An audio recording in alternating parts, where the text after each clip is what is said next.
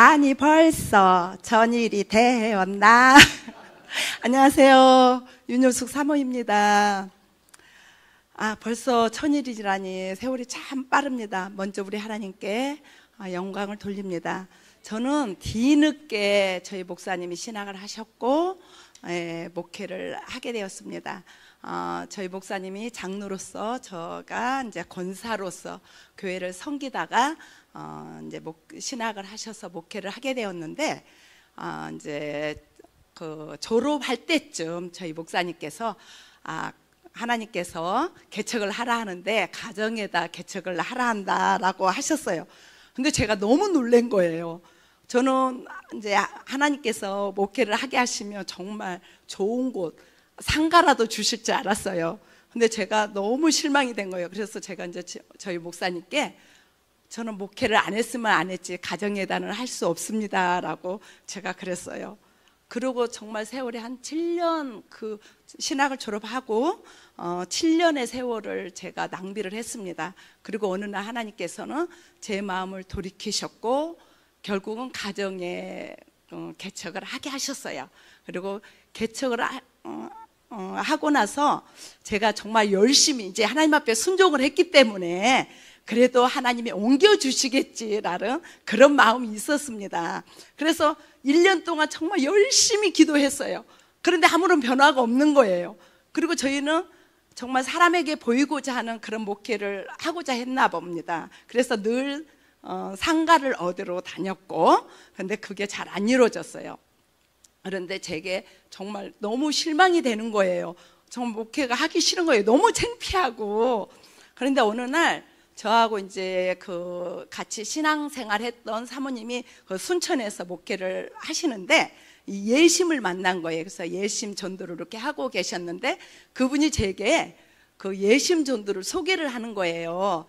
예심을 좀 한번 가봐라. 너무 좋다라고 하는데 그때 저에게 만화 전도지를 몇 장을 주시더라고요. 근데 제가 그 만화 전도지를 읽어보지도 아니하고 금은보화처럼 목사님 서재실 깊은 책상 서랍에 넣어두었습니다. 그리고 제가 그래도 기도를 그 이제 작전 기도가 있어서 그 기도에 계속 예심을 할 것인지 말 것인지를 계속 포함해서 기도를 하게 되었습니다. 그런데 6개월 이후에 어느 날 마음속에 그래 예심은 16주니까 한번 해보자라는 그런 마음이 들었어요. 왜냐하면 제가 우리 모교에서 전도 폭발도 해봤고 또한 사형리도 해봤고 별로 그렇게 해봤는데 별로 효과가 없었던 것 같아요, 제게. 그래서 예심도 뭐 전도 그 교육을 받아봤자겠지라는 마음이 있었어요. 그런데 그 기도 중에 16주라는 그런 마음이 생겨서 그래 그러면 한번 16주니까 한번 해보자. 그리고 예심 등록을 했습니다.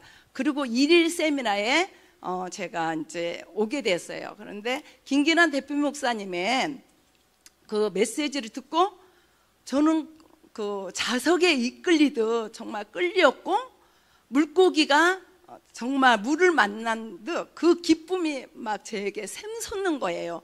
그래서 앞으로 제가 해야 될 일은 이거다.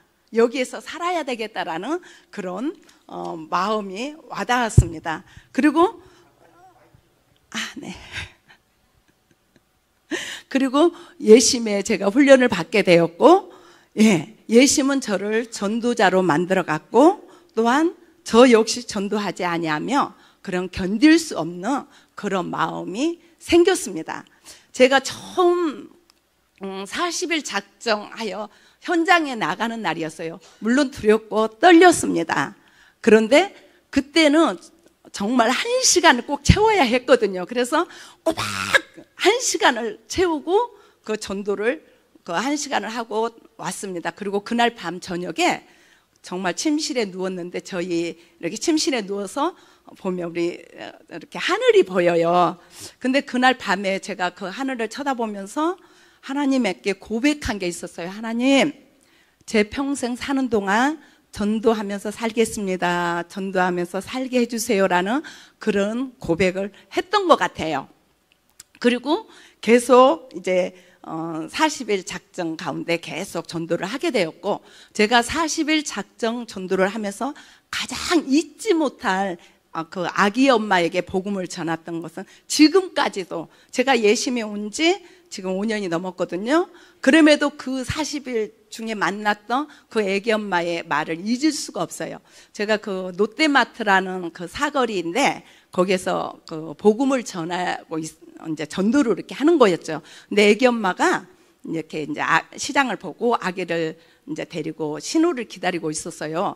그래서 제가 안녕하세요, 혹시 교회 나가세요? 라고 하니까 그분이 교회 다닙니다 라고 이렇게 말을 했고, 교회 나간 지 3년 됐다라고 이렇게 말씀을 하시더라고요. 그래서 아우 그러시냐고, 그러면서 제가 그러면 구원의 확신이 있느냐라고 물어봤더니 그분이 너무 놀란 거예요. 그러면서 저에게 하는 말 뭐라 하냐면, 그 구원이라는 것은 교회의 장로님이나 권사님이나 교회에 아주 오랫동안 다녔던 분들이 있는 곳이지 자기한테는 없다라는 거예요. 그럼 구원의 확신이 없는 거잖아요.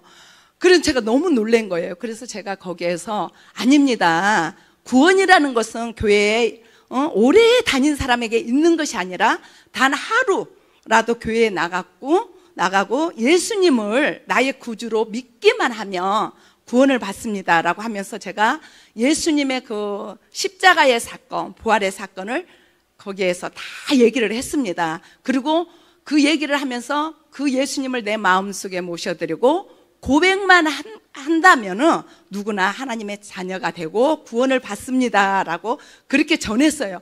근데 그분이 이제 저에게 하는 말이 있었어요. 제가 여태껏 자기가 들어보는 말, 세상에서 가장 좋은 말을 들었다라고 그분이 그렇게 제게 말을 하면서 감사합니다, 감사합니다를 연속하시면서 가는 거예요. 횡단보도 신호가 떨어졌는데 뒤돌아보면서 감사합니다, 뒤돌아보면서 감사합니다라는 그런 고백을 계속하면서 가시더라고요.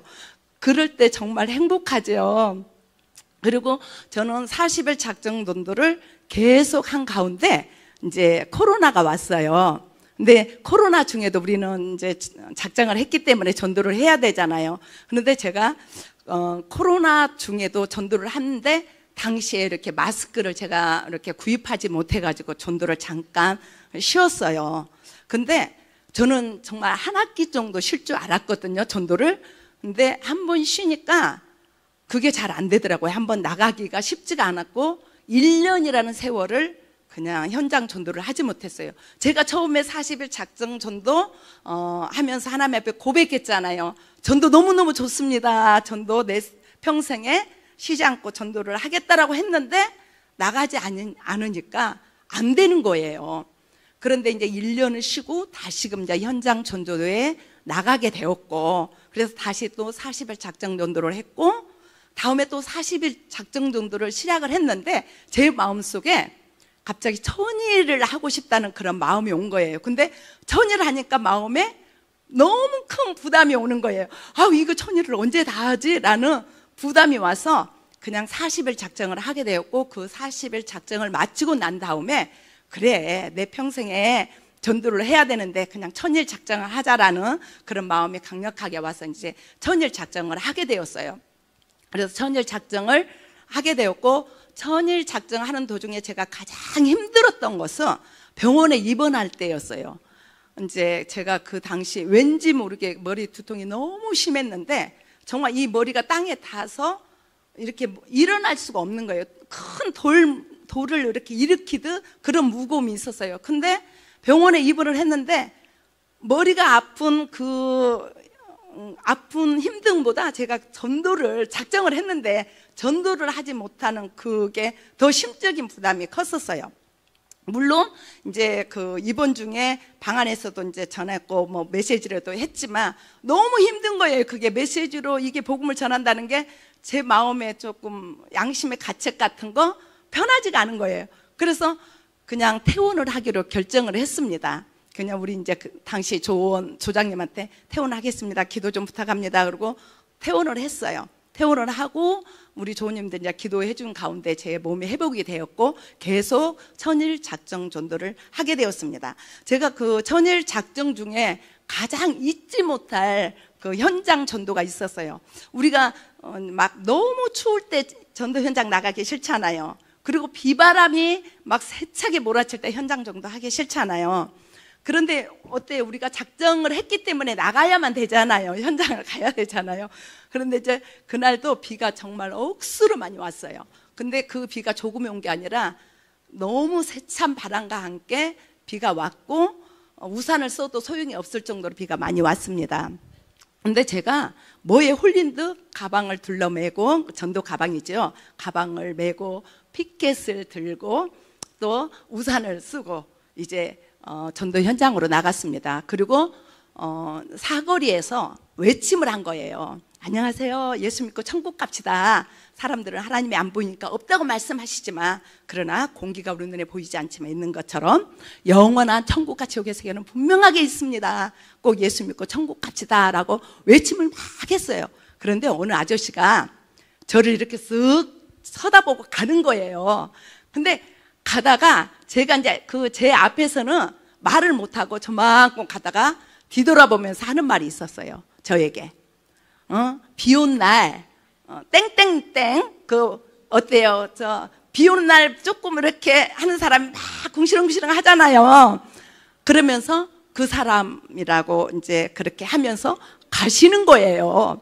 근데 제가 그 말을 들었는데 너무 갑자기 기쁨이 막 온 거예요. 근데 왜 기쁨이 왔냐면 갑자기 주님, 내가 주님 때문에 이런 핍박도 받아보네요 라면서 그런 기쁨이 막 샘솟는 거예요. 그러면서 제가 거기에서 기도를 했어요.